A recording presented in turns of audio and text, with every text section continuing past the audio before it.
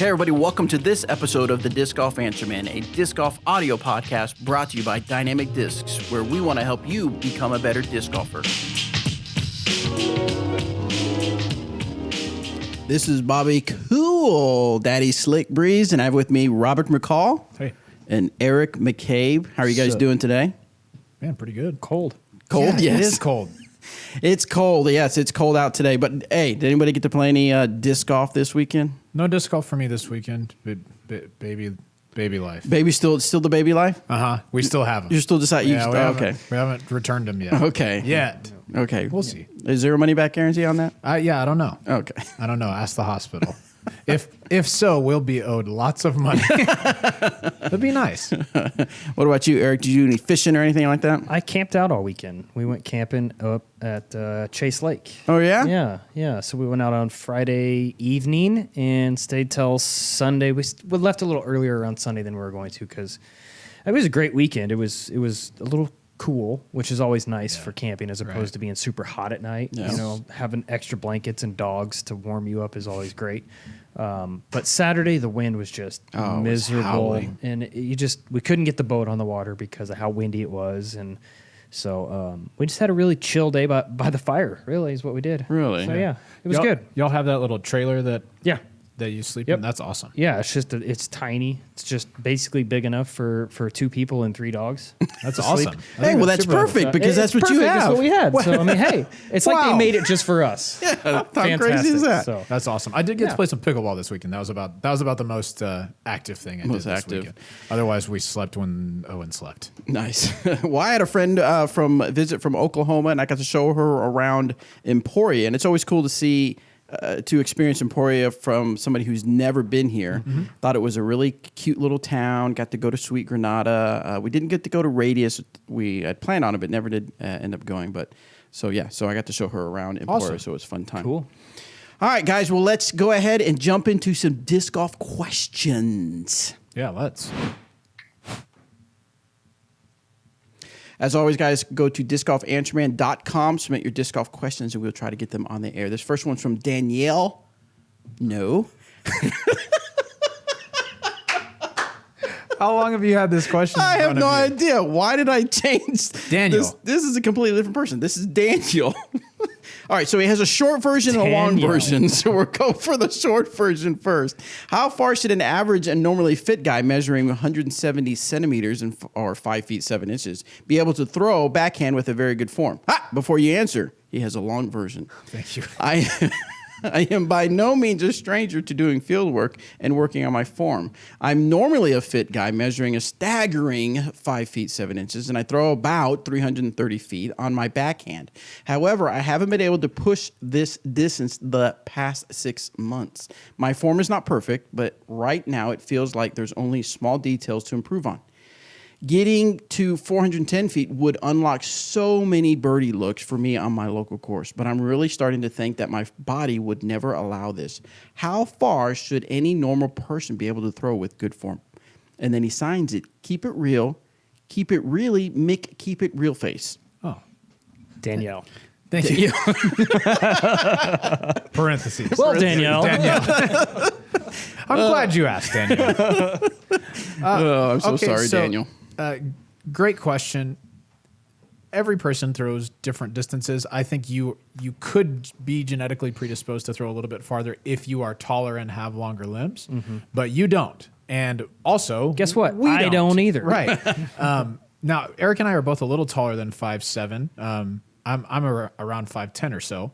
I'd say we're about the same height. 5'9", maybe, if that. But I mean, we can look at somebody like Emerson Keith, who I think Emerson goes about 5'6", 5'7", and he throws over 500 for sure. And so how far should someone reasonably expect to be able to throw, or how far could the average person throw? It really just depends on your form and the work that you're willing to put into it.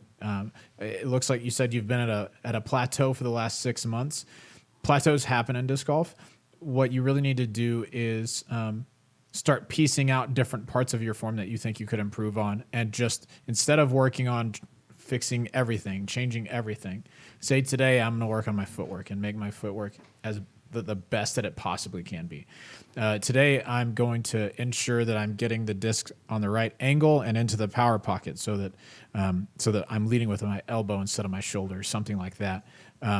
Both Eric and I can throw 410 feet and a little bit over. We're just a couple of inches taller than you, and that just happens over time. It happens with practice. It's not a quick thing for most people.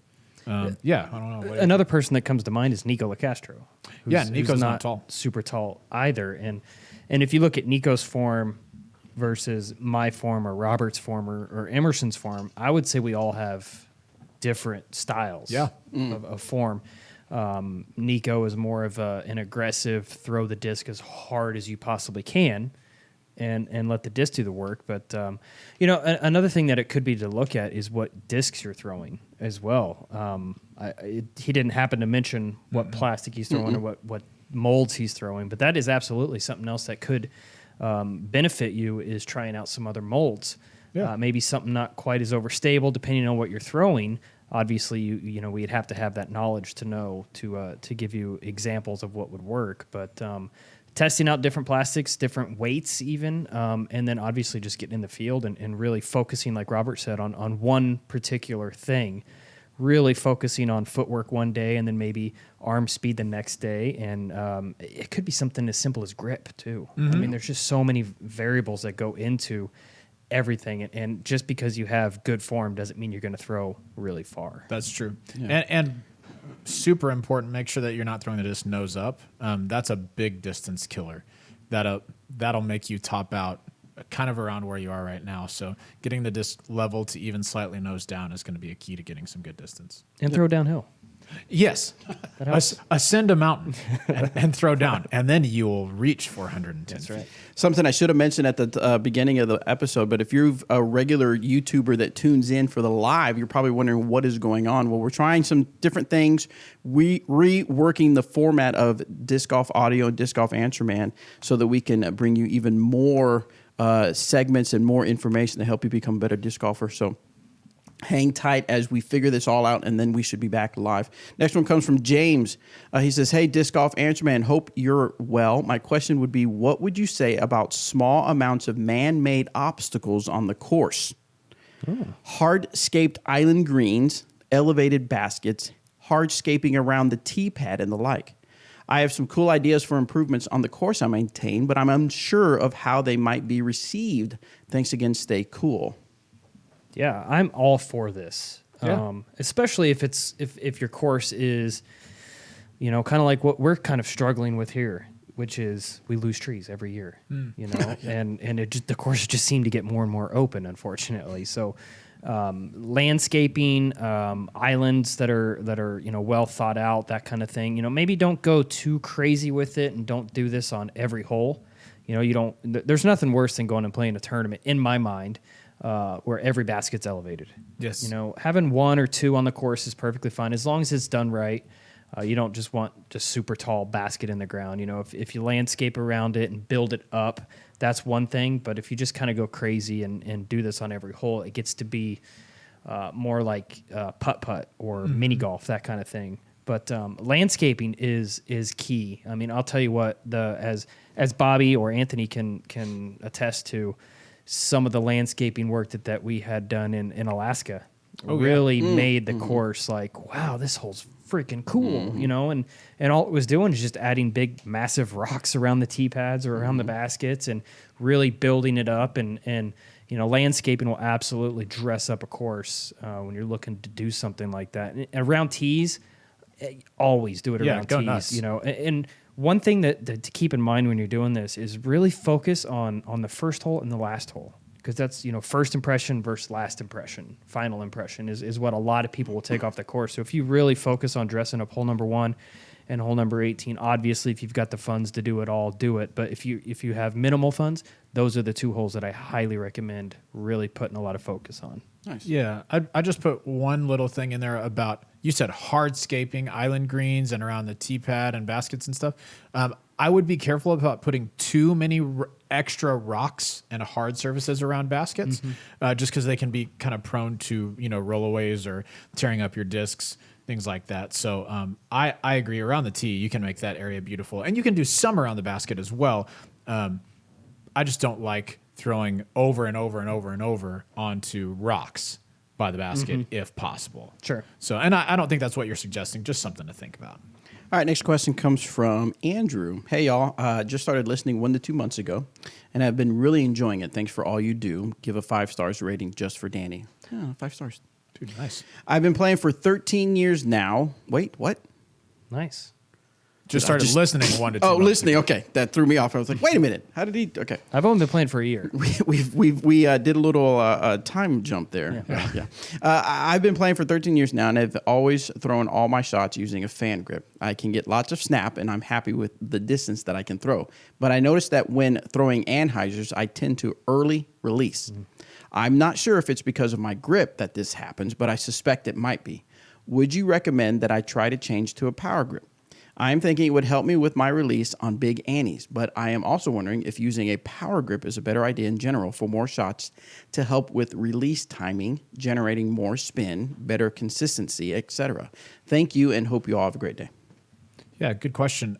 It could be a grip thing, and I think grips are as different as the people that play disc golf. I've seen lots of different grips: 4-finger power grip, 3-finger, even 2-finger. Those fanned out, all put together. People grip the disc differently, and I think testing those out is hugely beneficial to you. I would mess around with a power grip for sure, but I think your problem probably isn't grip related. I think, and this is something that I struggle with as well when throwing anhydrous, is I tend to think about my release point on the anhyzer, and when I do that, it comes out kind of just high and nose up instead of turned over. And so something that I would do if I were you is work on following through toward the ground. Like if I'm throwing an anhyzer, I'm going to release it a little bit higher on my body than I normally would a hyzer, like kind of up by my shoulders or maybe a little higher than that. But you need to follow through toward the ground. Like don't roll your wrist over, but let your arm naturally follow through toward the ground. That's going to start the disc on the angle that you want it to. So even if you do early release it, you'll at least get a little bit of ride to the right out of it. That's one of the difficulties with throwing anhyzers is an early release just comes out nose up and bad. So try not to think about your release. Let the momentum and speed of your arm do the releasing of the disc for you, but make sure that you follow through to the ground because I think that could be helpful for you. I agree completely with that. I also will say, you even mentioned you're happy with your distance, you're happy with your grip and all that. So, but it honestly, if you want to take it to the next level, you have to change. You have to make those changes if you really want to take your game to the next level. If it's something you're struggling with, you gotta lay it all out and say, all of these variables is what could be causing me to have issues with throwing an anhyzer shot, whether it's grip, whether it's disc selection, or form, whatever it may be. So you got to kind of lay it all out there and try all new techniques and see which one works best or meshes best with your game, your style of game. And for me, when I'm throwing, I keep the same grip pretty much for everything. It's kind of a modified stacked power grip, I call it, where it's not quite power grip where all my fingers are under the rim, but it's also not a true fan grip where everything's fanned out. It's kind of in between. They call it a stacked grip. And for me, over the years, I've just found it to be consistent to release the disc at the same angle. And I'm a big believer in letting the disc do the work, if that makes sense. So I adjust my molds based off of that. So I would get out and just work on all those things, grip, angles, and just report back to us too, and let us know what has helped. Yeah, for Definitely. Sure. Can I go a little meta on this? Like meta world peace? Yes. Okay. Ron Artest. That's Let's right. do it. Are we going to feud right now? We're just going about to throw down? Yes. Can I say no? I mean, obviously not now. Okay. Yeah. Well, good thing you didn't. Just to kind of take more of like a holistic look at your game. It's definitely good to work on the things that you're not good at, right? Having an anhyzer shot is very important. At the same time, this isn't so much related to what you're saying, but this is something that I think will be helpful to you, is just to play to your strengths, right? I try to make the course suit my eye more than force myself to throw the shot that the course is asking for, right? Because I'm okay at throwing a forehand. I'm better at throwing backhand anhyzer than I am at forehands. I'm okay at forehands.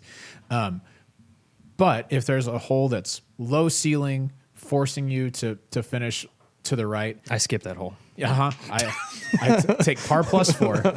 No, I'll throw just a straight low backhand straight, right? And maybe that gives me a 40-footer or a 50-footer. It doesn't quite make the corner, but I'm more likely to be able to execute that shot than I am a low screaming forehand that just skips at the perfect time. And so while I think it's definitely important to work on the parts of your game that you're not good at, absolutely please do that. But when you get to tournament time and you're playing for a score, know that there are going to be some staple shots that you should lean on more than others. And that's going to be the ones that you're most comfortable with. Play to your strength. Yeah, absolutely. Don't force yourself, especially in competition, to do something you're not comfortable with. Yeah. Play to your strength. That's a good way to put it. Anyway, that's I've ceased to be. Are you done? Okay. I'm back in the now. Okay, appreciate that. Yeah. All right, next one is from AA Ron from Mass. Wow. He says, "Hey guys, I have my first tournament coming in November. It's at my home course that I play every Saturday or Sunday, so I'm very familiar with it. Besides going and practicing the course layout that I will be competing in, what other tips or suggestions do you have to get me ready in any aspect, whether it be mental, physical, etc.? Thanks, guys. Love the show. Bye." Fantastic. There's nothing better than playing a tournament at your home course or a course that you're super familiar with. I will say it is very hard to play a course at your home course, to play a tournament and perform very well because of the added pressure you put on yourself. So if you can get past that, then it's a win-win, honestly. And one thing I always used to do when I knew I had a tournament coming up, a local event, and I had time to go out and play the course, I would go out and just play the course. Just do that. But what I would do is I would throw a couple shots on each hole, throw a couple shots off each tee, and instead of, how many times have you gone out and practiced a course and then thrown like 2 or 3 discs on each hole and then just picked up the bad ones and walked up to the best one, put it in, and gone to the next hole? That's a birdie. That's easy. Easy. I shot 12 under today. Yeah, no, don't do that. Play the worst shot that you threw and play that shot all the way in. And it'll honestly help you see areas on the course that you've never even seen before. So throw a bunch of shots if you can, multiple shots on each hole. Play one of the worst ones in, and that's honestly how I prepared mentally for tournaments at my local course coming up. Definitely. Physically, I would, if you can play 2 rounds in a day right now and not have much strain on your body, no problem. Then I don't think you need to do a whole lot of extra stuff. I would drink a lot of water the night before just so that you're hydrated and ready to go. But kind of along the lines of what Eric is saying, I think getting rid of expectations is especially important at your home course. If you go and let's say you play here every Saturday or Sunday, you shoot between 4 to 6 under every time. Maybe your really good rounds are 8 under or something like that. If you go out your first tournament round and shoot 1 over, it's going to feel to you like you failed miserably. Been there. Yeah, and same. I've done that at a lot of home courses, in fact. But the best thing that you can do is forget about what you normally shoot and take each shot as it comes to you, like mentally and strategically. So forget about what happened before, forget about what's coming, focus on the shot in front of you, and then all right, you're on the first hole, you throw your tee shot, and you're in position to, let's say it's a par 4, you're in position to go for the green safely. Great. Go for the green, give yourself a shot at birdie. If you're not, but you normally birdie that hole when you play just on the weekends, if you're not in position, play for par. Be fine with that, even if you always birdie this hole. Strong air quotes around that. There's nothing worse than not being in position on a hole that you always birdie. Yeah. Honestly. So truly, temper your expectations and understand that this round is probably going to be a lot different than your normal weekend rounds. And if you've done that, you can allow yourself to succeed without expecting to do something like you normally do. Don't expect to come out and shoot your hot round. And maybe ever, you will. Your PB. You never know. You could, but don't put that expectation on you. And don't, kind of like he was saying, kind of like you were alluding at, is don't put expectations on anything. Right. You know, if you average 5 to 6 under or whatever you average, don't expect to shoot that.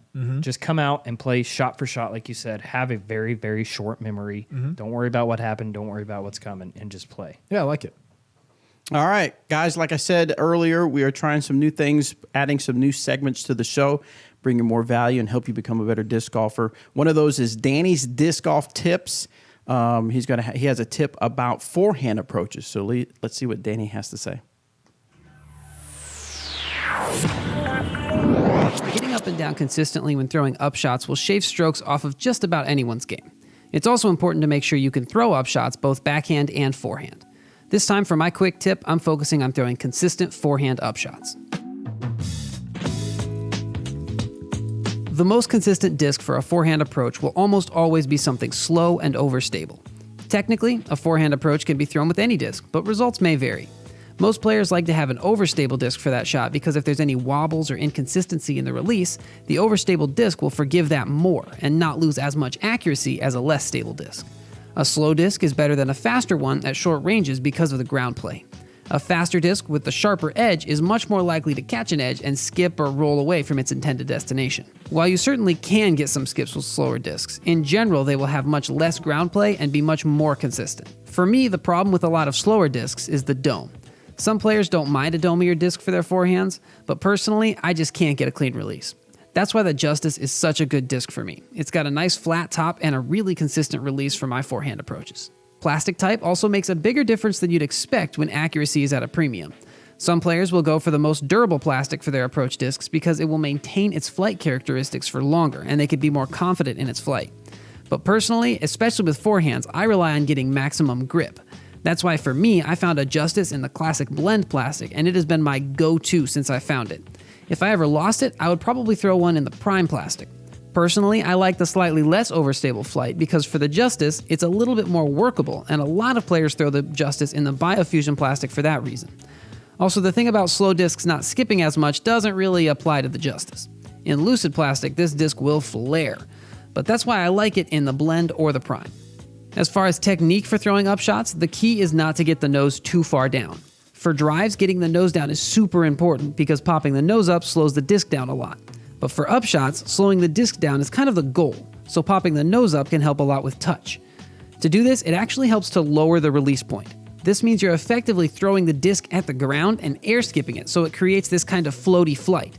This will help too if you like throwing less overstable discs for your up shots, as the nose up flight will make them more overstable. When throwing shorter shots, it can be tempting to get lazy with the backswing for the forehand and kind of reach out to the side rather than back. For me, this instantly means that I'm going to yank the shot to the left of my target.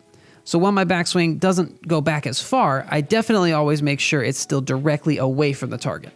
Personally, I use the same grip as my drives for forehand up shots. I don't have any issues powering down and still getting a clean release, but some players like to switch it up to a fan grip. This is where they spread their fingers out and have one on the rim and the other one a little farther towards the middle. For me, the other finger farther in makes wobbly shots a lot more likely and reduces consistency a lot, but it helps some players, so maybe give it a shot and see what happens. Anyways, this has been Danny's quick tips for disc golf audio. Pop into the Disc Golf Answer Man Facebook group and let me know which disc you prefer for your forehand up shots. And if you don't have one, I'd recommend checking out the Justice.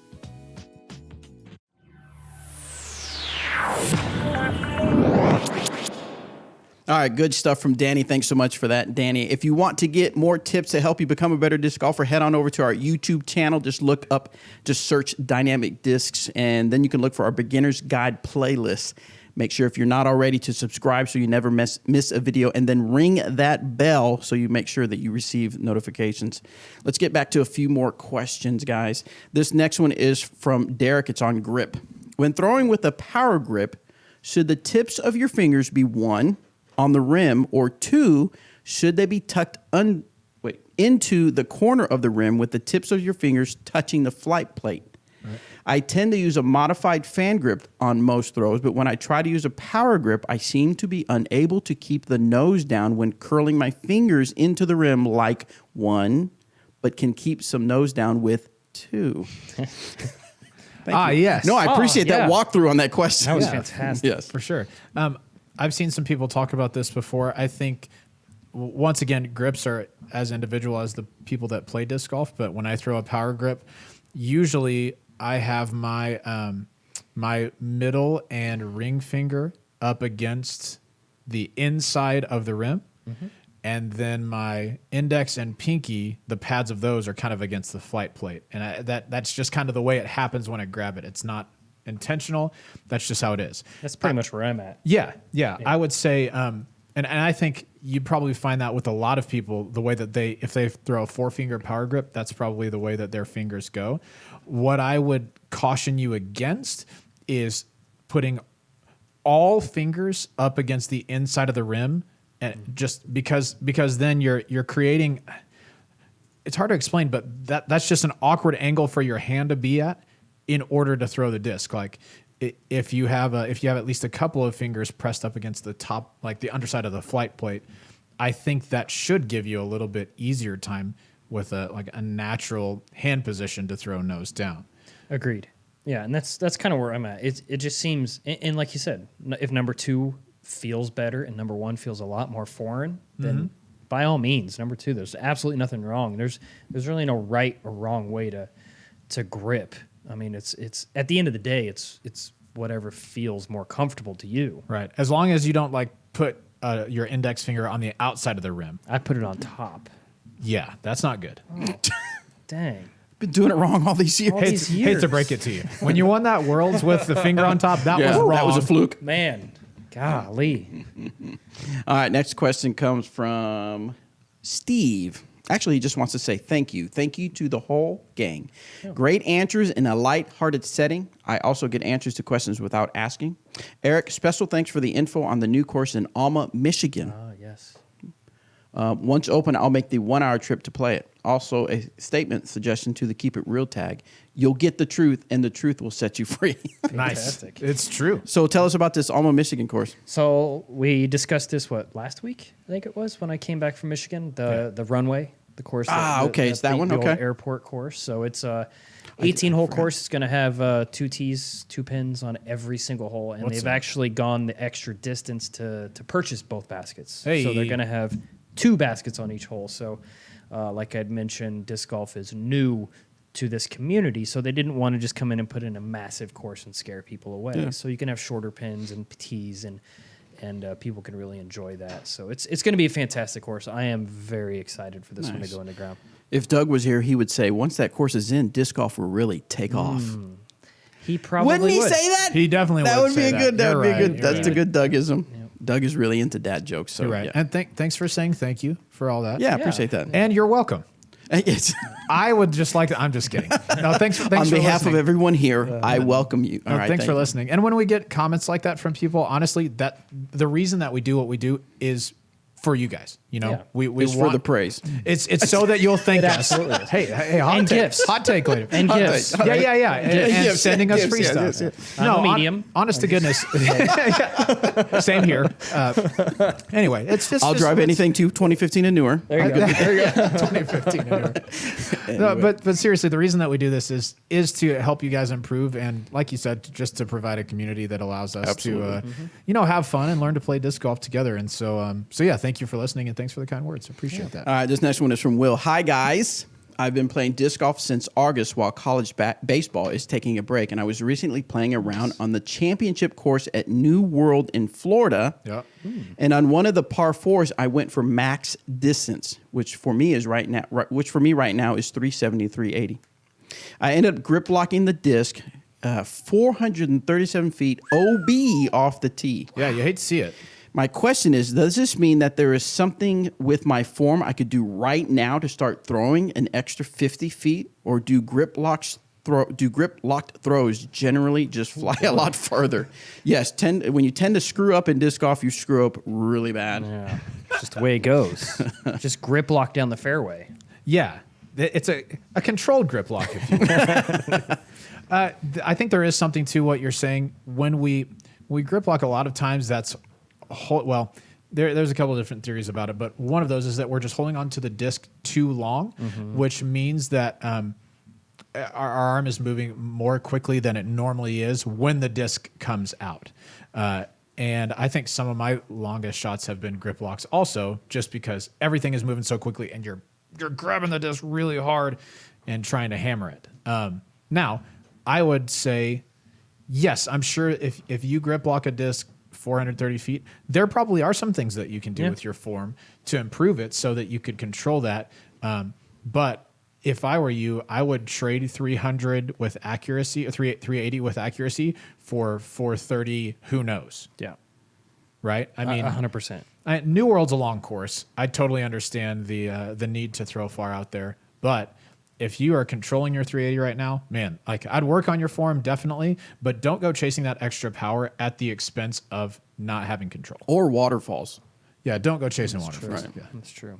Short game. I don't know about the rivers and lakes in Florida, but those are the things you could stick to. Right. The ones that you're used to. Right. at Yeah, least. yeah, yeah. There's probably not too many waterfalls in Florida. Yeah. I agree with that. Right. Okay. Anyway. Sorry that I wrote the. No, Are you done? Okay. I'm with you on that. I don't know anything. No, to add to that? you're absolutely right. Another thing I would say is I would take consistency and a short game is what I would focus all of my energy on first, is what I would definitely focus on. Because if you're throwing 380 and an extra 40, 50 feet really isn't going to do much for the game. Mm-hmm. Maybe at a course like New World it will, but having the short game, being able to throw accurate approaches and hit accurate putts is absolutely going to get you further in the game than being able to throw very far. Yeah, that sort of distance improvement is the sort of thing that's going to happen over time too. Naturally, yes. Unless you've been playing for like 20 years and you only throw the same way every single time and you're not going to work on anything at all, you can get from 380 to 400 not adjusting a whole lot just by playing a lot. Yep. That's very possible. Yep, agreed. Excellent. Well, if you follow us on Facebook or if you do anything on Facebook and you're not following Dynamic Discs Emporia, I ask that you do that because you'll see a lot of things that happen here at the Emporia store. One of the things also you get to watch is Anthony do some disc reviews. So I asked Anthony to create a new segment where for the show to do some disc reviews. And in this particular one, he reviews the Justice.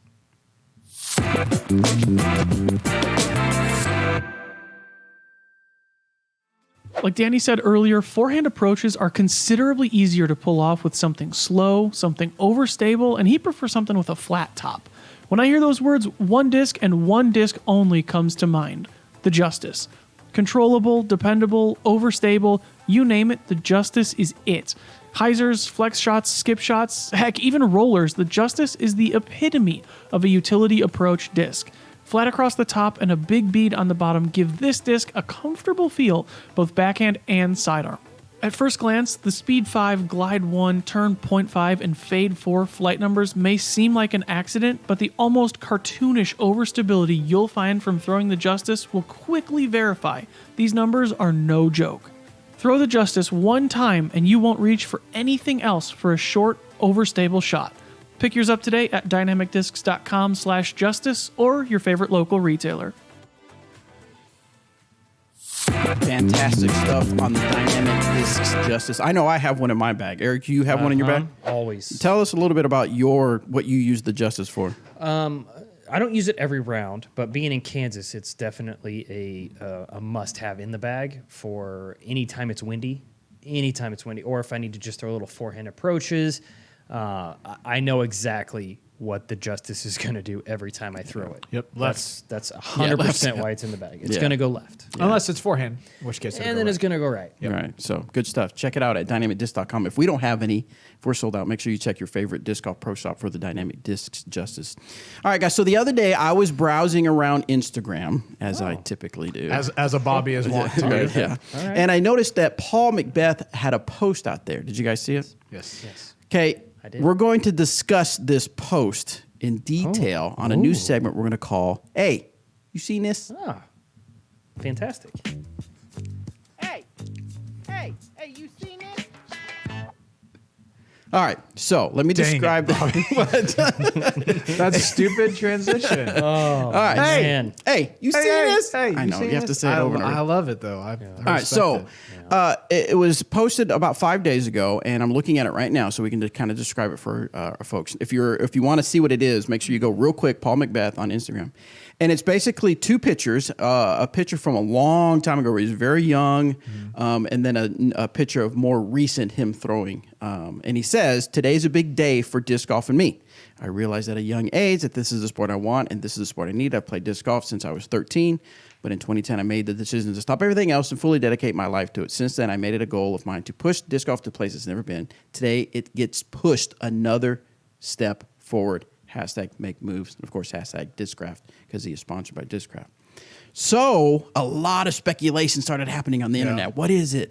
Are we getting sponsored by a big company? You know, I've heard rumors that it could be millions of dollars in sponsorship and things like that. So I wanted to kind of talk about what that would do, or do we agree that disc golf would benefit if, let's say the scenario is Paul Macbeth gets millions of dollars for how many more years of of playing for Discraft. What are your thoughts on that? Awesome. Good for him. Awesome for Paul. Yeah. Great for him. I believe the kids say you should secure the bag. Okay. Yeah, that's in any possible opportunity. Yeah. Yeah. I mean, take the money when you can get it. Good for Paul Macbeth. Obviously, he already has the, as far as I know, the richest deal in disc golf. For sure. And you know, if this ends up being some rumors that we've heard, I don't have any inside sources. I don't know anybody that has that knows the inside, but we've heard rumors on social media that this is a sort of deal where it's as many millions as it is years. So like an example would be 10 million, 10 years, something like that. A decade. You think about it. A decade. Yeah, I mean, that'd be pretty cool. I mean, how old is Paul right now, too? I think 30? he's not quite 30. Is he but he might be 30. I'm not sure. Okay. So, one, great for Paul Macbeth. Is it good for disc golf? I think yes and no. Yes, in that disc golf is starting to get some more notoriety on TV, right? Disc Golf Pro Tour Championship is going to be aired on ESPN2. Dynamic Discs Open was on CBS Sports Network. Both of those were kind of big leaps forward for disc golf coverage. We had the American Disc Golf Tour on ESPN3 a while ago. I don't really count that. Sorry, Salient. But Why not? Sorry. Good question. Sorry. If you have the archived footage, go and watch it, and then you'll totally know what I mean. So I think good for kind of turning some heads on like, wow, this is cool for disc golf. From a manufacturer standpoint, it worries me a little bit because player sponsorships From a team manager. Yeah. Well, I mean, It definitely is a little... exactly. I think, you know, people would be likely to say, I'm just going to use myself as an example. I will be negotiating my contract this year. Okay, perfect. Let's Yes, do this. It's right here. It's gone on Disc Golf really Answer well. Man. I've played a lot. I've played a lot of tournaments. But let's assume that I haven't mentioned that I have a child now. that's right. It's a joint sponsorship. Me and him, we play together always. Okay. But let's say I'm a touring guy. I've played 30 tournaments and I'm ranked in the top 50 in the world. Okay. So I'm going to come to Eric and say, hey, Eric, I appreciate Dynamic Discs support for the last several years. I know now Macbeth is getting $1 million a year. I don't, like I said, I don't know that. Right. That's just a guess. Mm-hmm. I only want 10% of that. I just want 100,000 guaranteed a year. And then, Tour Series discs and entry fees, kind of the normal stuff. That means all of a sudden disc golf deals are going to be a lot more expensive than they have been in years past for probably a lot of people. And I think, unfortunately, for people who aren't at the very, very, very top of the game, it could set up an unrealistic expectation of what that player is worth out on the tour. I'm not saying that I don't want to see players succeed and make more money. I absolutely do. They're the reason that watching disc golf is so entertaining. But I think if it ends up being a deal like the one that we have discussed, that might be a little detrimental because I don't think players are going to get that, and they're likely going to be disappointed. What about the argument of that? Oh, I'm sorry. No, go ahead. What about the argument of taking that into... I don't know what word I'm Account? looking for. There you go. Yes, thank you. Words escape me. Or I cannot pronounce them. Either one. Either or. Anyway, taking that into account. Either two. Wouldn't that maybe be more attractive so that someone who has the potential and is able to play really well, but looks at disc golf and says, "God, there's not much money in it," right? Yeah. Wouldn't that make it more attractive to someone like that? And then maybe the ripple effect would be we'd have more high quality players, then we'd have more high quality Maybe events, so. and then big people would look at it and say, "Whoa, this is an entertaining thing for people to watch. I want to sponsor it now." Yeah, I think Very well. I I don't don't maybe so. Right. And I think that would probably be the best thing that could come from this. Right. Like I said, if Paul gets a huge deal, good for him. I'm stoked for him. He's doing things in disc golf nobody has done before, and that's awesome. That's kind of where I was at with it. Yeah. I mean, Paul has done more for the sport and arguably is the greatest of all time. I mean, there's always the debate. There's Right, always going to sure. be the debate for many, many years. But he does so much, and he's very, very professional about Yes. it. You know, he looks good on camera. Paul is Paul. Let's just Yeah, say he's a it. stand-up I mean, dude. he's a great guy. He speaks well in public. I mean, he's just a fantastic player. He has definitely deserved whatever he's getting Yeah. from Discraft. And like you had mentioned, it's really tough when some of these players are going to come to you and say, "Hey, I just want 10% of that." Yeah. You know, it makes you think. I guess let's look at Team Discraft first.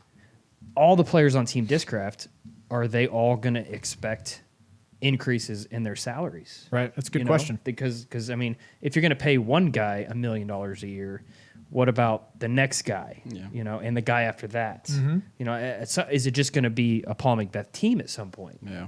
Yeah, no, I mean, I think that's a really good question. So- just to Oh, get to yeah, what you were yeah, saying, yeah. I think the best thing that could come of this for disc golf is kind of the situation that you described, where Paul gets a huge contract that starts to catch some eyes outside of disc golf, and it brings in some more sponsors that allow us to have bigger events. Those events can be on TV. That generates more eyes on the sport, more interest in the sport, and gets people into it. Like the Grip 6 sponsorship. I mean, they took the Pro Tour Championship from being 15,000 for first place to 20,000. Yeah. Just like that.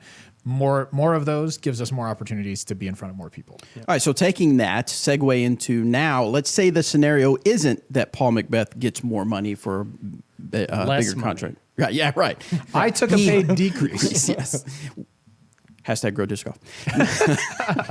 No, let's say the big news is Paul Macbeth struck a deal with someone like now I know Adidas outdoors, but let's say it's like officially Adidas, Sure. or Under Armour, or Nike, or someone that would have some money to put behind an event. Right. Let's say that's the deal that struck, and that's the big news he hasn't, because as of now, as of this recording, nothing official has been put anywhere Right. by Paul Macbeth. Let's say that's the scenario. Wouldn't you say, now I am in this boat, I would say that would be beneficial overall for Yeah, disc golf. Wouldn't would you agree. agree that would be better for the sport than, let's say? Yeah. Absolutely, it would be better for disc golf as a whole. Right. Now, for Paul, I mean, if you're getting as many millions as there are years in your contract, if I'm him, I'm like, yeah, I'll take that. Right. Thank you. But for disc golf as a whole, sure, yeah, get somebody like one of those big apparel and sports companies in there. Right. I think that'd be huge for us. Yeah. All right, now before anybody gets it twisted, Hey, you seen this? Hey, I'm you sorry. seen it? I had to do it. before anybody gets it twisted, we're not happy for Paul. If it becomes right. a And we big don't know contract, either. yeah, we don't know. But if it becomes a big contract, we're not saying that that's a bad thing. We were just discussing whether what would be which scenario we believe overall would be best for disc golf. Obviously, we're happy for Paul Macbeth. We've been around. I know I've been around since his beginning. I remember filming him in Pawhuska, Oklahoma, at the Green Country Open. Him and Paul Uleberry were on the card together, and I remember filming them as young kids. So I applaud Paul in pushing disc golf the direction he has pushed it. So good on him. So I just thought it was interesting to kind of talk over what the scenario is. And so obviously once it happens, we'll discuss it on here. Yeah. When officially it gets announced. talk about So cool. All right, well, now that you've heard that, hey, you've seen this, put in the comments below. Let me know your thoughts. Do you think good on Paul for getting more money, or if the scenario is a bigger sponsor, which do you think would be better for disc golf? Let me know your thoughts in the comments below. All right, so Robert, you have the show On the Call where you like to interview some of our top players after big events. But we thought we'd give everybody a little taste of player interviews with you interviewing our players. Yeah. That is the way that works. Is that the way it works? You interview players? So I had the chance to talk with Chris Clemons about the USDGC, so we can take a listen to that now. Awesome.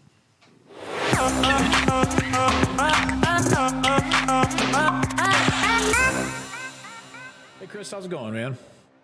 Going great. How are you doing? My man, doing well. Just for me, adjusting to dad life, but you're adjusting to. Are you back home now or what? Yeah, I'm back in Arkansas. I got here on Saturday. I rode with Andrew Presnell. We left Friday evening from Charlotte and we drove overnight. And got to like Springfield, Missouri at like 6:30 in the morning. Good on you. I couldn't do the overnight drive thing. It wasn't that bad. I don't know. I guess after you've been doing it for a couple of years, you kind of know what to expect and you just go. Yeah. Let's talk about the USDGC for a minute, because this for you has been kind of a breakout event the last couple of years. Fourth place last year. Tell me a little bit about this year. What were your expectations going in? What were you feeling about it? Well, after playing, so well there last year, it was definitely one of the most important tournaments for me this season. But, that being said, it's not something that I want to like dwell on all year, because then you can kind of psych yourself out. Right. So I think I kind of took the approach, like it was very important and I thought about it, a lot. But a lot of people went and played Jonesboro the week before USDGC, and I skipped out on that and I went from Nashville and I rode with the Anselmos, who Anthony's on DD. I rode with them straight to Charlotte and practiced for a week and a half with Jordan Castro. And it's kind of what I did last year too. So I just wanted to be super comfortable with the course. And I was, that course, you want to be comfortable out there. You don't ever want to feel like, you don't want to feel uncomfortable, because then you can take a 10. Right. Yeah, for sure. Talk to me about the video that you shot of 17 before the event, because that was gold to me. So, well, when I first got there, the first day, I think it was the first or second day I shot that, and I was like, I wanted to do something, like something that was like cool or funny. I didn't quite know, but as we were like playing the round, I kept telling Jordan, I was like, I think I want to do this. I want to do this. And by the time we got there, I was like, yeah, I think this would be funny. Just because, a lot of people were like, man, how did you deal with that, dude? Like, that's crazy. And it's like, it's just kind of another hole. Like, whatever happened. And, kind of, I guess I was kind of making amends with the hole, if you will. Yeah, that's awesome. Now, how did you play it this year? So my very first tournament shot on it, so the first round back this year, I threw a Justice, and I threw it so far right safe that it was leaning on the hay bales. I wasn't even in circle 2. Safe. So yeah, so I was safe. So I approached it differently, because I know in years past I would line up on the right side of the tee pad, so I would be throwing more directly at the basket. And so this year I was lining up further left, so I would be throwing further right. So I would start the disc at the basket and be hyzering the whole time. So I got 3 pars on it, and then I got 1 birdie. So dude, pretty good. That's gold. That's gold on that hole. Awesome. So it's good.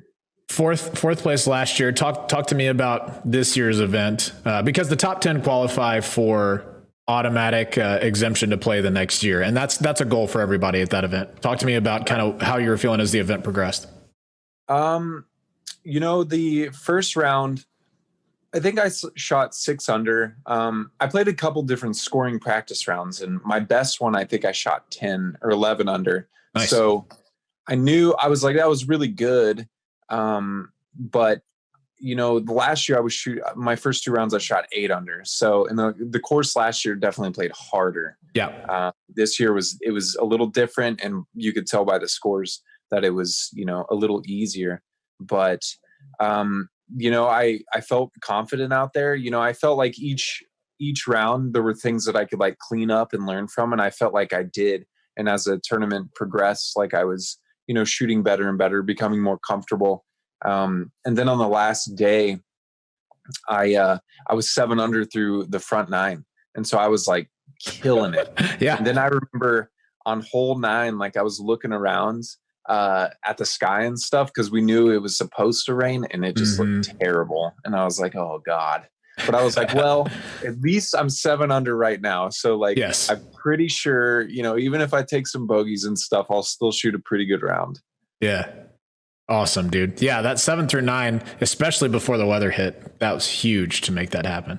Yeah. Yeah. I kind of, sometimes you go out with that, like, I want to just birdie a bunch at the beginning, but it truly does kind of make the entire round a lot easier. Cause at least for me, if I get early birdies, if I ever run into some trouble, sometimes I'm like, okay, I'll take a bogey here. That's fine. And I can eliminate big scores. Yeah. That's key out there for sure. Tell me about quick 30 seconds about what your off season is going to look like. Well, my off season, it'll be kind of similar to last year. There was a new course put in. My home course is in Joplin, Missouri, and I'm going to be going there and like helping, doing some stuff there. I'll probably be doing some stuff in Northwest Arkansas at the Dynamic Disc Store, like probably doing some promotional stuff, hanging out there, helping out.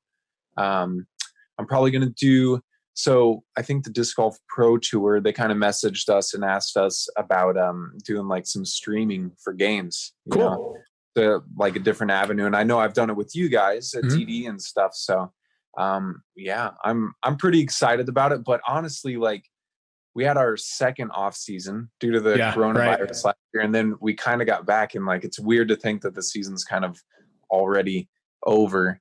But I think around like December, January, I'll start basically, practicing disc golf every single day, and then getting back ready because the season's kind of starts late February. Yeah, perfect. Man, good to talk with you, Chris. If you're looking for more conversations like this one, at least longer ones, you can check out our podcast On the Call. I call professional players like Chris. In fact, Chris was the first player that we had on that podcast. You can check that out through the Disc Golf audio channels. Thanks again, Chris. We'll talk to you soon, bud. Thank you, Robert. I should be coming to Emporia pretty soon. So nice. I hope to see you. Perfect. Yeah, it's really cold here, so you'll like it. For sure. All right. See you, man.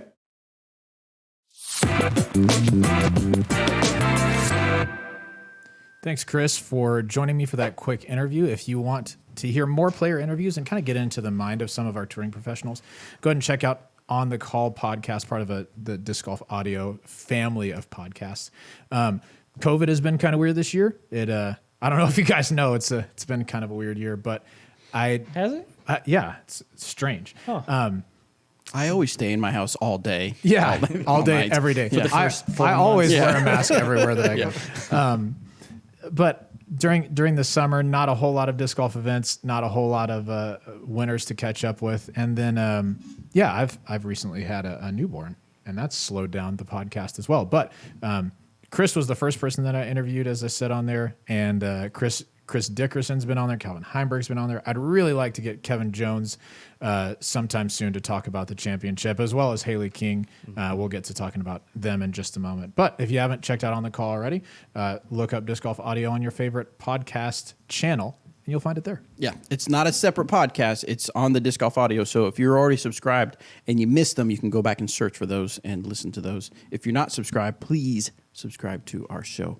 All right, we had some tournaments here in town. We had the Monkey Island Open on Saturday, and then we had the Dynamic Discs Open AM only on Sunday.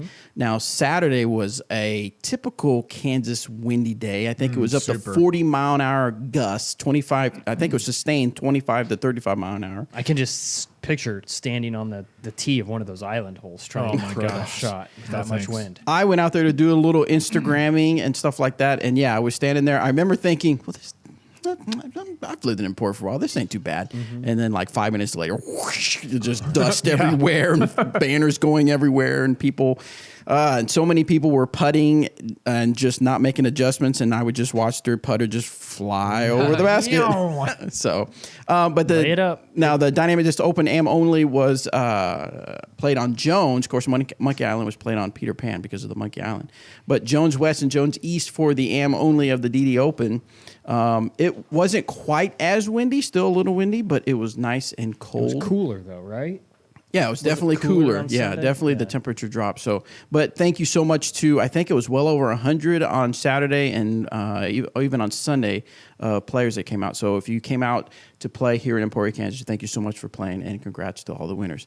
But also on the weekend was the big Disc Golf Pro Tour Championship. I will give you exactly 1 second to shut this off if you have not watched the coverage. Spoiler. 1 second, you're done. Congrats to Kevin Jones, of course, in the MPO, and Haley King in the FPO. Now, both were set records as far as the prize.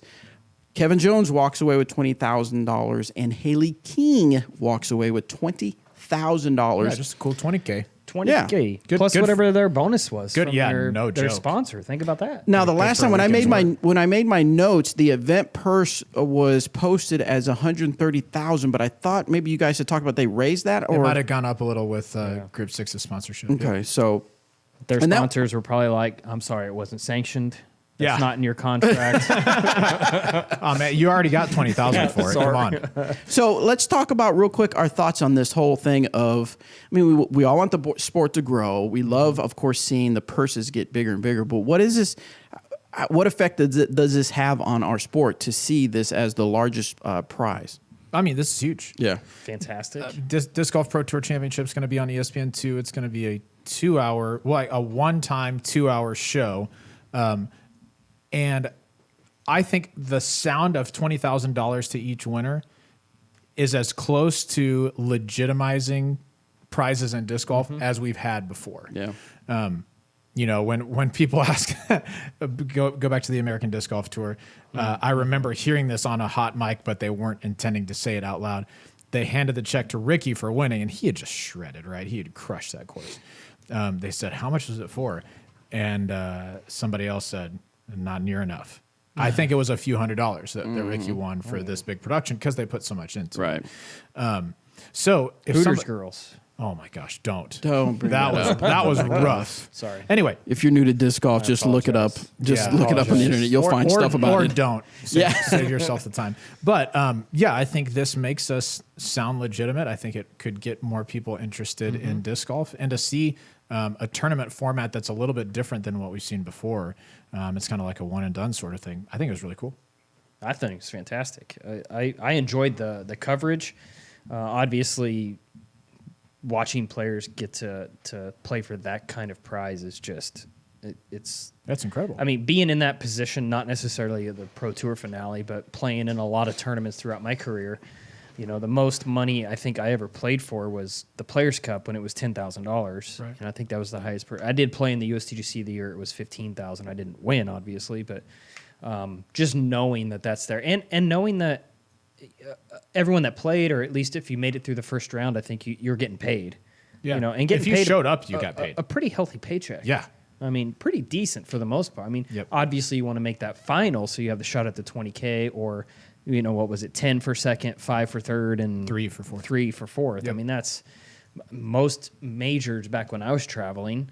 You know, $3,000 was around what you would get. 3 to 5 was typically a pretty normal for Yeah. that. But I loved the format. I loved the go out and the top 4 scores advance to the next day, and then the advance to the next day. I think that's fantastic. It really brings a whole new mindset when you're out there playing, because you don't have to necessarily worry about making putts. If you need to lay it up, you can lay it up Yep. on the last hole. You're really only playing against 4 other people to Right. get to the final, and then the final obviously is a whole different ball game. But yeah, congrats to Kevin and Haley. I gotta tune in and watch the coverage, and I enjoyed it. Absolutely. I really enjoyed watching both of them play. And I like that it's on the Hornets Nest for TV, because that's a tight course, Yes. very wooded in some areas, and you get to watch players just shape the disc in ways that, you know, just your regular Joe Schmo wouldn't be able to do or even kind of imagine if they haven't seen it before.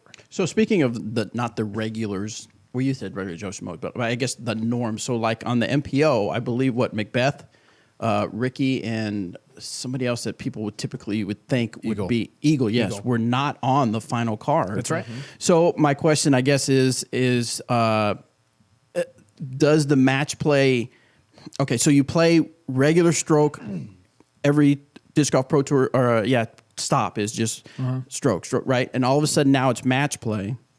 Well, It's not match play though. Oh, well, I'm sorry, not match play. But it has round. eliminations to it. So does that still test the skill of the players? I mean, is that bad that we don't see Macbeth dominating all these stops, but yet he didn't dominate here? Or is it just one of those things? It's just you got to bring your game. Yeah, I could see that. But at the same time, when you think about it, out of all the guys that were in the final, Calvin was the only one that had to play one round to get to the final. Mm-hmm. The other guys had already played the course, were already familiar, already comfortable with the course, as where Macbeth and Ricky got to and Eagle, for that matter, they only had one shot. Yep.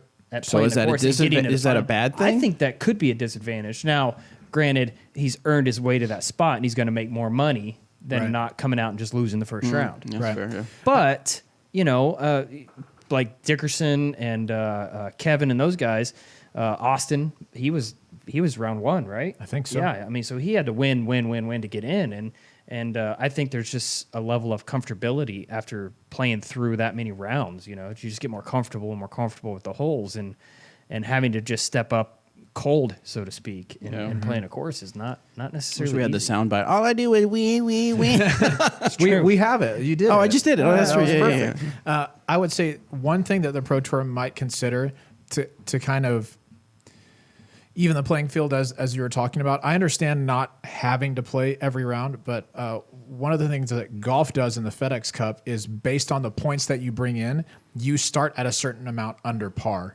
for the weekend. So Dustin Johnson won the FedEx Cup this last year, and he was leading in points going into the weekend, so he started at 10 under par for the weekend. Then the next one down started at 7 under par, then 6, then 5, and so on.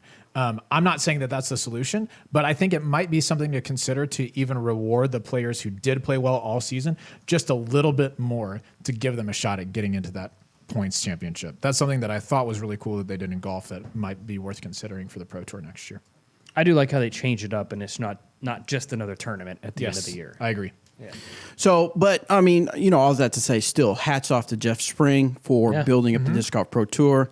And then of course getting this big payout, and I'm sure, and then of course getting the ESPN2 deal. I mean, all and that's we exciting. hope one of the things that UltiWorld interviewed us, and then people who've asked, one of the things that we were so excited about with the CBS Sports Network coverage is we believed that was going to open the door for things like the ESPN2 coverage. Now, full disclosure, we weren't consulted about the ESPN2 coverage. We're a premier partner of the Pro Tour, but we didn't have a hand in that deal. However, as someone who worked with the Pro Tour to get Dynamic Discs Open on CBS Sports Network, I feel like that had a pretty decent impact, or at least showed to sports networks that disc golf can do well on TV if it's done the right way. So I'm really proud that we got to be a part of the CBS Sports Network thing. I think that was kind of a watershed moment for disc golf, in that it's going to open doors in the future for more broadcasts like this. Absolutely. Now, speaking of the winner, again, congrats to Haley King. Everybody, a lot of people were rooting for her. We all know that she's a quote-unquote up-and-coming talent that has a bright future ahead of her. Yep. Eric, you said you watched the entire coverage for the FPO, correct?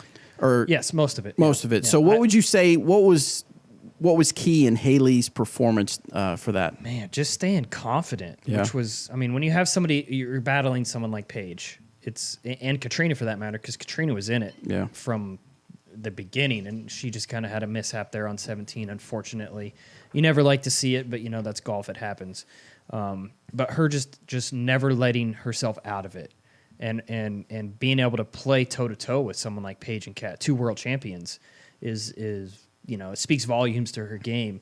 And, she, spoiler alert, obviously won in a 2-hole playoff against Paige.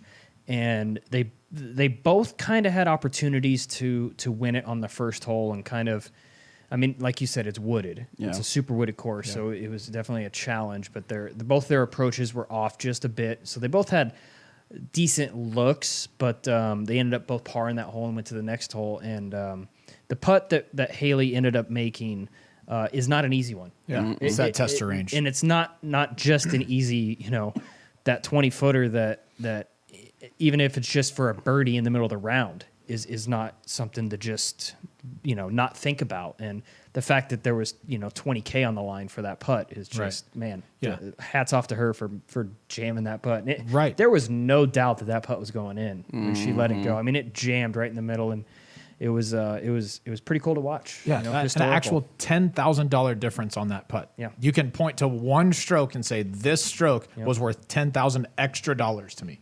That's crazy. I would have been interested to see. I watched the. To be fair, I would have definitely said, "Hey, you want to split?" I would have too. 15K a piece, Dude. The difference wow. in 5K, I would have 100% all day. Paige Pierce's putt to try to get par on that hole, or I think it was par. No, it was Paige's putt for 3 on the first hole. For birdie on the very first playoff hole. That was crazy. So, all right. So, speaking of Katrina, and we're not trying to we're not. I don't want people to think that we're talking bad about Katrina, but not at all. I'm sympathizing because of the quad bogey that she got on there, quadruple bogey. And in fact, if she would have only got a triple bogey, she'd have still gone to the playoff. Yeah. Well, she still would have had to birdie the final hole like she did because she did birdie the final hole. Yeah. Yeah, but the tough part is if she had, and she posted about this as well, she was putting for 5 inside the circle. If she'd have just laid that up, she'd have taken double, which always feels bad, but she still has a 1-shot lead going into 18 at that point. Yeah. And she posted about it as well. She said, thinking back on it, I thought I should lay this up, but I thought, hey, I need to birdie. I need to make. I need this putt. Exactly. And I'm sure you guys have competed. How do you go back and you don't quite place like you wanted to? How do you go back and look at those strokes that should have been you should have saved, but you can't really do that. But I mean, how do you work yourself through that? It's honestly really tough. I think the most important thing that you can do in the moment is commit to your game plan. Don't go back on it. And then afterwards, the only thing you can do from that is learn. Say, why didn't I make the putt? Did I not commit? Did I not follow through? Did I not account for the wind? Was my routine a little bit different? That's the only thing that I would do in that situation, because sometimes you're going to be in a tough spot and you're just not going to perform. But the more often you do that, the more you can learn. That's going to prepare you more for that next opportunity. And for Katrina, someone who's had, putting woes, she hasn't been her best on the green the last couple of years. She's actually had a pretty great putting year so far this year. Really kind of turned that around and had a lot of confidence on the green. And this week it seemed like she was putting well also. Just a bit of a mental lapse. And then that's why I've always said about disc golf, putting is the most mental part of the sport. And it's the hardest to gain confidence on if you don't have it. Yeah. 100%. If I was in her shoes, I would have gone for that putt. I mean, I think so. All day long. You got it. Whatever that first instinct is, you got to just go with it. And I applaud her for doing it. 100%. I would have done the same thing she did. Definitely. Now on the MPO side, I did not see this, but before we started recording, we talked about it. But Chris Dickerson, of course, coming off the win from the United States Disc Golf Championships, and the 2 back-to-back winner of the Pro Tour Championship last couple of years. Yeah, he's always won it, right? Yep. Eric, you had told us that he had a situation on hole 17. Tell us what happened. The same hole. Yep. The same hole that Katrina green. had woes on. But throughout that round, Dickerson didn't miss a putt. Yeah, steady. He just jam. And I don't recall how far this putt was. I know it was inside the circle because he didn't step it. Right. I do know it was elevated basket, so obviously that brings in a couple thoughts here and there. But it came out with a little bit more hyzer than he usually does, and he just missed it right. Just airballed that putt right. I don't know if it was he was thinking too hard about the putt or what the situation was going on in his head, but he just pulled the putt a little bit right and then had almost the same putt that he just missed and just jammed it. Made that. And then Kevin had a long putt as well, and he missed. But going into 18, Dickerson had birdied that hole numerous times, including for the win last year. Yeah, he feasts on that hole. And that hole is it's what, 430 or something like that. Yeah. Downhill, hyzer flip, dream, just commit to the shot, and he just pulled it right. Yep. Pulled it right into the woods, and door wide open for Kevin. Yeah, and that's probably the most uncharacteristic thing for Dickerson is that he's a robot. I mean, that's what people call him. He's robotic in his routine, and then his form is really, really methodical, very specific motions. And he just doesn't miss angles like that very often. Correct. So I'd say that was probably the most surprising thing was that putt on 17. That was the biggest surprise of the weekend. Missing right on 18. I didn't expect it, but I think if he makes it on 17, he coasts into the win. At the same time, though, huge props to Kevin Jones for shooting a bogey-free 9 under par on Hornets Nest. He's been a fantastic player all year. He's gotten some wins under his belt, but to see him get the big one was pretty cool. We've got some fresh blood coming up, and I like that. I like seeing more people challenge for the win. We're always going to have great players like, well, not always, but at least for the next foreseeable future. I think, Ricky and Paul they're going to be at the top, but now they're not the only people in the discussion. And I love seeing the new players coming up. Like Dickerson is there. Eagle is there. Calvin is definitely there. So yeah, it just makes for a more interesting and intriguing watch. I was definitely, I wasn't like pulling for a particular player at all, but I was really hoping for a playoff. I would love to see Playoffs. Just that added pressure. Yes. Of for the championship, for the biggest payday in the sport. Yeah. I mean, that's what you live for. That's what sure. you want to see. For sure. You want to see those people sweating, Absolutely. struggling. One other big shout out to our boy Eric Oakley. Yeah, I'm just thinking that. Yeah. Eric was one of the first round qualifiers. He made it through for the first couple of rounds, and was it the second round that he made the big putt? First round. Oh no, second. Yeah. First round, he had a 200-foot forehand throw in for eagle. Yeah, sweet. Wow. Yeah. Well done. That got him into the top 4, which advanced him to the next day. But then he felt like he had to make it on 18, probably right around Circle 2's edge, maybe a little bit outside. The commentary said 50 feet, but that looks much longer to me. I'll take the over. I'll take the over also. And just absolutely jammed it. All over Disc Golf Pro Tour Facebook. Yeah. Right, and he had to have it because ties are broken by Pro Tour points. And so if he didn't make that, he would have been shut out by someone else who had more points than him. Oh, wow. So he had to have it to move on to the next round. And So then a good payday for Eric, and yeah, just a great event. And then did he fun to miss? watch. He only missed the final by I think he would have had to two be strokes, better. but one stroke One would from have being in a tied. tie. But yeah, so Yeah, I mean, exactly. really close. He played phenomenal. Yeah, I told him that I thought it would take 8 or 9 to get into the final, and really it would have. I think 4 would have done it. Yeah. It was crazy. Way to lie to him. Yeah, that's Sorry, my bad. Eric. That's on me. That's on me, Eric. Go ahead and blame me. All right. Well, it was a fantastic ending to a odd disc golf season for sure. weird. I know from Clemons' interview, he mentioned that they had disc golf, then off-season part 2. Yeah. So this is kind of off-season 3.0 maybe, I guess. But yeah, I mean, that's kind of the officially end of the big disc golf touring.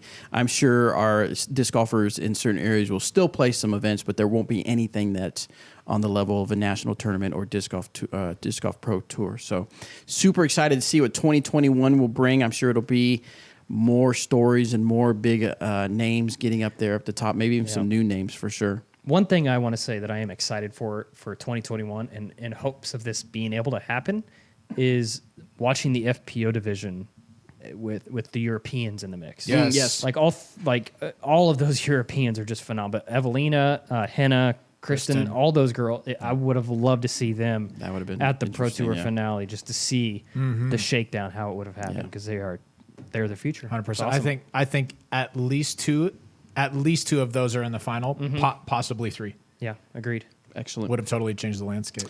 So something that we haven't done in a while that we've missed that we're going to catch up on is our SpeakPipe, and that's where we actually get to literally hear from you and your questions. So we're going to do a couple of SpeakPipe questions, and Anthony's going to take the helm and tell us who we got. All right, this first one is from Jesse. Hey guys, Jesse calling from Halifax, Nova Scotia, up on the east coast of Canada. Just getting back into the game after a 12-year layoff. Been playing for about a month or so, and the course I've been playing, and obviously a lot of courses will have some holes that need to go to the right. And as a dominant backhand player at the moment, I do have this one old Gateway Apache disc that I can kind of get to turn over to the right and fade a little bit to the left. That's been saving me a little bit, but it's not a disc I'll be able to replace. And I've got some other discs in my bag I want to get thrown properly. Any advice would be much appreciated. Thanks again, guys. Keep it real. Whoa. Rezeal. Wow. What do you guys say? Extremely real. Extremely rezeal. I don't know. What do you got? Apache. Huh. That, I mean, if it's an understable disc, what you probably need, you said it kind of comes back left for you. If you're struggling to get something over to the right, start with something more understable. Yes. And then you can kind of work back from there. So maybe something like an Underworld from West Side Discs. I like the Maverick, though it's probably going to be a little straight for you at this point. But just something that rides to the right and only really wants to go to the right is something for you to work on. Once you get it to kind of start cut rolling, where you turn it over to the right and then it rolls out, kind of goes back to the left, then you either need to put less anhyzer angle on it or just get a more stable disc. But that's what I would do. Just start with something more understable so that you can kind of overcorrect. Then you can find a good balance. Yes, it's always better to start super understable. Like Hatchet, you said? I said Underworld, but Hatchet Underworld, is good too, Hatchet, possibly even a Vandal is another one that has that potential. So. All right, what do we got next, Anthony? The next one is from Ron, and he calls himself the Bald Viking. Oh. I think this is Ron. Like yeah, Ron. Yeah. Ron. Hello, Bobby Cool, That's him. Daddy, Slick Breeze, Eric, Hi, boy. The Truth, McCabe, Robert, The Voice, McCall, and Danny, Big Flicks, Lindahl. I hope you guys are having a great 2020, all things considered. I've been in remission from non-Hodgkin's lymphoma for about the past year, but in mid-April, I had to add my own flare to 2020, and I had a mild stroke. Oh, man. I couldn't walk for about a week afterward. I did about 6 weeks of physical therapy to kind of get my balance back on point. But I have played in 2 tournaments, one in mid-June, one at the beginning of August. So I'm playing again, and I will be in Emporia on October 18th. My question is how do you guys feel about the Lucid Air plastic? I've thrown a few of the discs, and I'm considering getting a couple of fairway drivers. They just seem like I can get more pop with less effort, and at this point, I kind of need less effort. I probably need a lighter bag, but I am going to try to get a cart before the tournament in Emporia. But anyway, yeah, what do you guys think about the Lucid Air plastic? Any disc recommendations in the fairway drivers that you guys have for me? I do pretty well with the escapes and the getaways and things like that. But anyway, thank you guys for everything you do. Be dynamic and grow the sport. Fantastic. Well, Ron, real quick, like I said, we haven't done these in a while, so obviously we're behind on this one, but we're going to get caught up on SpeakPipe. But, Great to see you yesterday. Yeah. Hopefully you're able to come out and play a little disc golf here in Emporia, Ron. I only went out there for a little bit to get a few things for Instagram stories, so I don't know if I saw it. Well, I know I didn't see him, but I don't know if he was out there or not. Yeah. So, all right, what do you guys think on Lucid Air? Lucid Air plastic is fantastic. It's our lighter version of the molds that we currently have. The Lucid Air Escape is an underrated disc. I think it's a fantastic. The Escape's a fantastic fairway driver as is. For whatever reason, the air plastic, just because it's air plastic and lighter, doesn't necessarily mean it's going to be super understable. Right. With the correct arm speed, angles, and all that, you're actually going to get some pretty good distance out of that plastic. So I highly recommend checking it out. That being said, with the wind we had over the weekend, it may not be your friend throwing it into some headwind. Yep. But some nice tailwind shots or, when you have minimal wind days, 100% Lucid Air plastic is the way to go. Yeah, and the 2 discs that you mentioned, the Escape and the Getaway, we have Lucid Air versions of both of those. I would suggest the Maverick as well. I found the Lucid Air plastic to not be understable so much as it just kind of acted like a Maverick, but lighter. So it was easier to throw farther. Yeah. I think that's a great one to check out as well. Excellent. All right, let's do one more SpeakPipe. All right, the last one is from Felix, our Ace Run Productions. Oh, cool. Yeah. Oh, nice. Hey, DGAM fam. It is Felix with Ace Run Productions. Had a question. I was watching the update show with Jeremy Resco, and I realized after watching him talk about retired molds that I might never get my hands on another warrant as long as I live, which kind of terrifies me because I throw that disc pretty often along with my EMAC. It's a pretty big staple in my bag for my mids. So I started looking at other mids that might maybe fit the mold, and I saw the Tarsus from Westside Discs seems to have similar flight numbers, so I wanted to get your guys' opinion on whether or not you think that would fill a similar void to the warrant should I lose the last one that I have left in the bag. Thanks so much, guys. Yeah, good question, Felix, and thanks for always listening and dropping those super chats in. We really appreciate that. Yeah.